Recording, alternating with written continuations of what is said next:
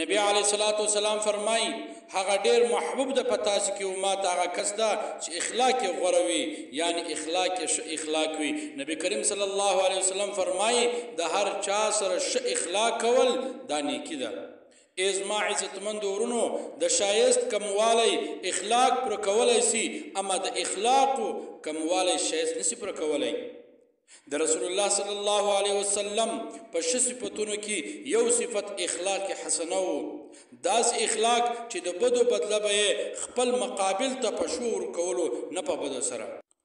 ام المؤمنین حضرت عائشہ رضی الله تعالی عنها فرمایي چې رسول الله صلی الله علیه وسلم یو وخت هم څوک په خپل لاس نه د وهلی بغیر د جهاد څخه، ځکه په هغه کې وهل او قتلول ثابت دي، او نه هم مبارک علیه الصلاۃ والسلام خپل خادم یا ښځه وهلې ده، او که به د دوی څخه خطا هم وسوه نو مبارک علیه الصلاۃ والسلام انتقام نه د ورڅخه اخیستی بغیر د هغه څخه چې د الله تعالی حکم څخه یې خلاف کړی وي، او نو هغه ته به شرعاً جزا ورکوله.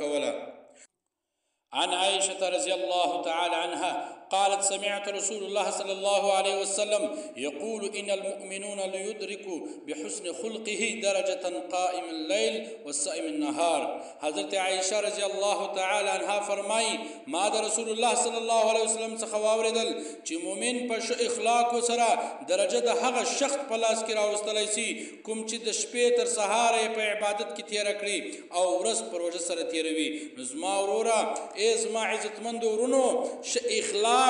د ښه اخلاقو والا مرتبه د هغه چا سره برابره ده چې هغه د شپې ټول عبادت کې تهجد لمونځونه کوي او ټوله شپه د الله په عبادت کې رونه کوي او د ورځې بیا ټوله ورځ روزه یي. نو ښه اخلاق درجه د هغه سره برابره ده. نو باید ما او تا